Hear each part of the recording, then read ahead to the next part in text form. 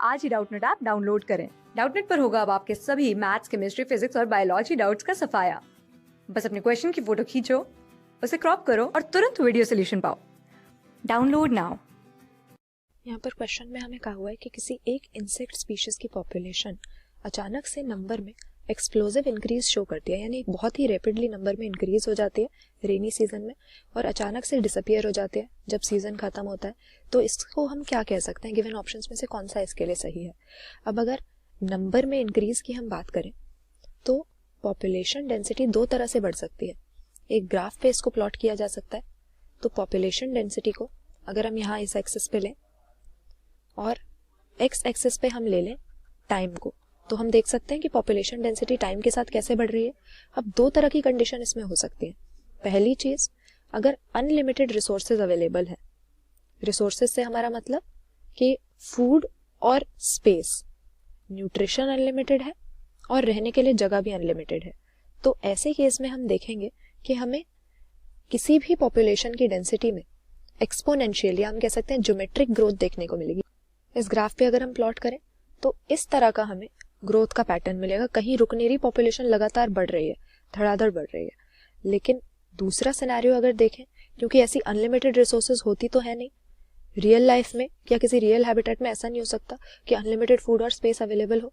तो ऐसे में एक पर्टिकुलर लिमिट होती है पॉपुलेशन के बढ़ने की, एक मैक्सिमम नंबर होता है जिससे ज्यादा पॉपुलेशन का बढ़ना पॉसिबल नहीं होता, उसको हम कैरिंग कैपेसिटी कहते हैं।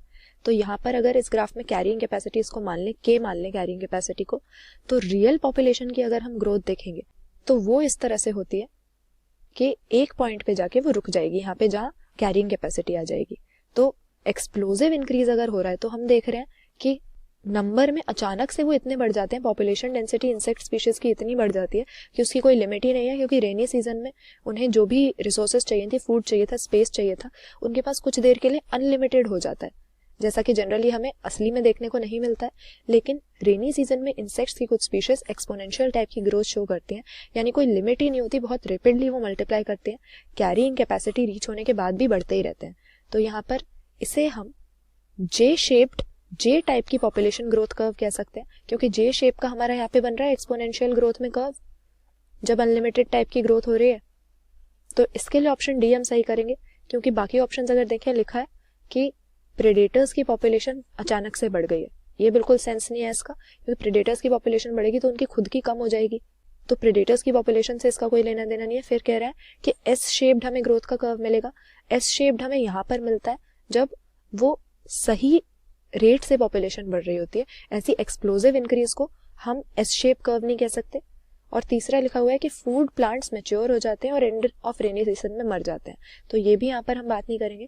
यहाँ पर क्योंकि हम एक्सपोनेंशियल या एक्सप्लोजिव, अचानक से बहुत ज्यादा रैपिड इंक्रीज देख रहे थे पॉपुलेशन में, तो इसको हम एक्सपोनेंशियल टाइप की ग्रोथ कह सकते हैं, जिसमें इस जे शेप का हमें ग्राफ पे प्लॉट करने पे कर्व मिलेगा। तो यहाँ पे ऑप्शन डी सही आंसर कर देंगे। क्लास 6 से 12 से लेके नीट, IIT, जेईई मेंस और एडवांस के लेवल तक 10 मिलियन से ज्यादा स्टूडेंट्स का भरोसा। आज ही डाउनलोड करें डाउटनेट ऐप या व्हाट्सएप कीजिए अपने डाउट्स 8400 400 400 पर।